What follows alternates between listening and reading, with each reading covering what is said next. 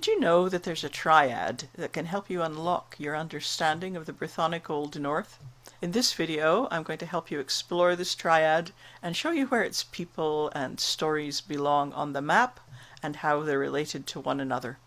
I'll also be using some very silly pictures. So just to be clear, this isn't how people dressed in the 6th century. I know that. I'm only trying to help you see the famous people of the North as having some kind of identity. We know almost nothing about how people dressed or wore their hair at this time, so these pictures are just placeholders. The events presented in these legends are real, but which ones are historically accurate? That might be the wrong question to ask. These legends contain cultural truths, which operate on a different level of meaning. It's that cultural truth which draws us to them. I can't verify the historical accuracy of legends. I can only tell you what the legends say. The most traditional material is that which shows little or no influence from the more fictional accounts of the Norman storytellers like Geoffrey of Monmouth, and it's those traditional sources I'll be focusing on. This is one of the triads of the island of Britain, triad number 70, which stands at the heart of the Old North material. It helps us see how people are related, and as we go through it, I'll try to mention their stories, show you the family relationships, and combine that with maps to give you context. I'll also try to say the names extra clearly as I put them on the screen. If you want to remember and understand this even better, say them out loud after me. You'll be surprised at how much that helps you remember them. This triad is about twins within a family who are related to Cynvarch, son of Mercian. Cynvarch is a descendant of the famous Coil hen, Coil the Ancient. There's a lot of confusion between this Coil, who appears to be a genuinely northern character, and other Coils who are associated with Colchester or Old King Cole. This Coil, also known as Coil Godebog, is associated with Kyle in Ayrshire. There's a stream there which is still called the Coil Water, and a place called Coilton. But back to Cynvarch and Triad 70. The three fair womb burdens of the island of Britain. Womb burdens here is a way of saying twins or triplets. Irien and Evrothal, children of Cynvarch, who were carried in the womb of Nevin, the daughter of Brychan, their mother. Nevin is the daughter of a guy called Brychan Brychainiog. He was the son of an Irish king by a Welsh princess, and ultimately became king of Brychainiog in South Wales, which is named after him. Legend has it that Brychan had 24 daughters. Many of these daughters either became saints, mothers of saints, or wives of kings and other nobility. No doubt, if you need your genealogy beefed up a bit, getting your court poet to say your grandmother was one of the 24 daughters of Brychan was one approach. Nevin, the wife of Cynvarch, is one of those daughters. Cynvarch's brother, Elidir, is said to have been married to another daughter of Brychan called Gwaur. So their son, Llywarch, and Irien would have been double first cousins. Llywarch, usually called Llywarch Hen, is remembered as the narrator of a poetic saga telling about Irien's death and his own old age. Silent the wind on the slopes, rare the man we may praise. Irien's kind is no more. Woe to Rheged hereafter. Irien of Rheged is the man at the center of this triad. He's remembered as a great, heroic chief of a kingdom called Rheged. We don't know for sure how much territory he held, or whether all of his territory was called Rheged. Based on poetry about him, he was active in parts of Ayrshire, Galloway, Cumbria, and Yorkshire. Irien is kind of like the linchpin of Old North legends, with many figures being closely related to him or interacting with him. The great bard Taliesin appears to have been his court poet, and this has fueled the fame of both men. Poems composed by Taliesin in honor of Irien have survived into the present day, helping to keep Irien's name alive. And the fact that Taliesin was a close associate of Irien probably added to his fame among later Welsh bards. Irien's sister was called Evrothal. She was married to the king of Ebraich, modern-day York in English, or Efrog in Welsh. This marriage may have been an attempt by the family of Cynvarch to consolidate their power in the east. Evrodhal's husband was called Elifer Gosgorthvawr, Elifer of the Great War Band. It's easy to get his name mixed up with Uncle Elidir, so watch out for that pitfall.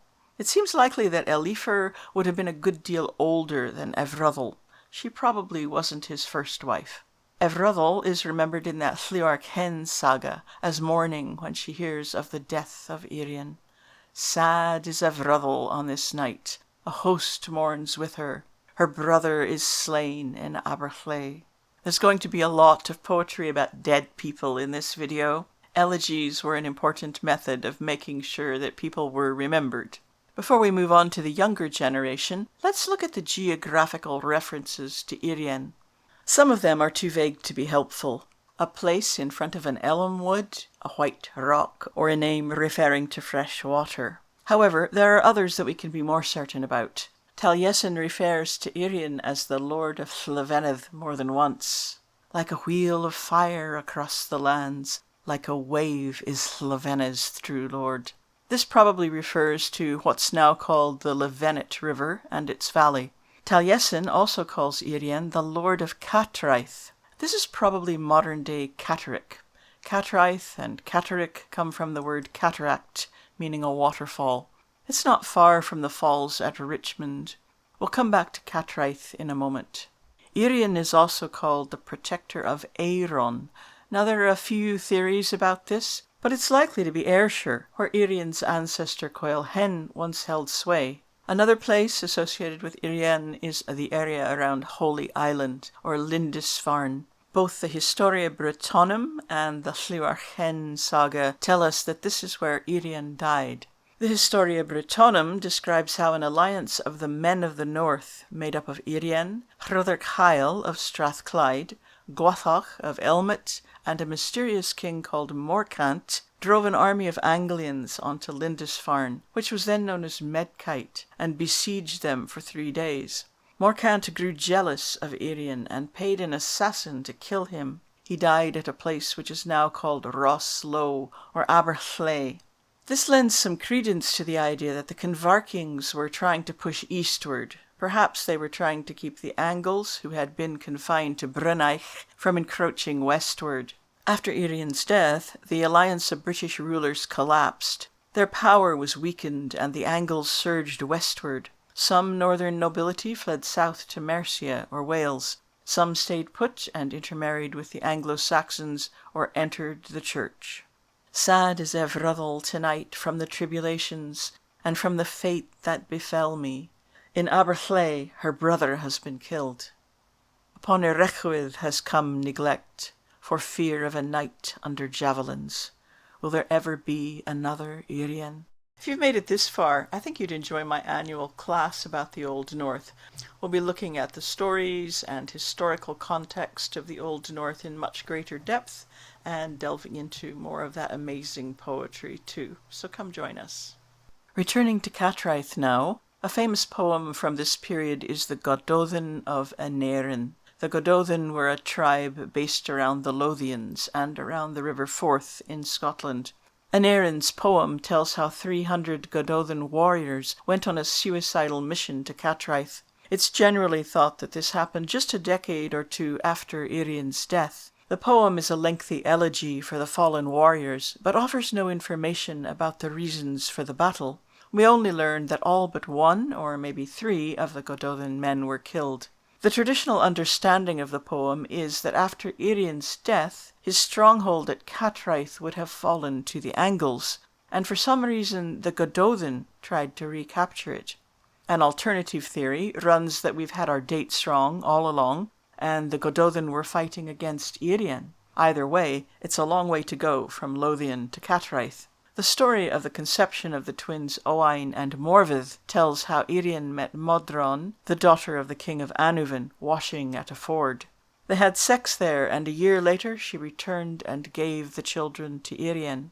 Not much is known of Irien's daughter Morvedd. It's said that she was a great beauty, and Cunan ap Clydno, a Gododdin prince, was in love with her. If they married, it isn't recorded. Irien's son Owain was a famous warrior in his own right. There's a legend which suggests that when he was very young, he sired a child on a Gododdin princess called Thani or Denu.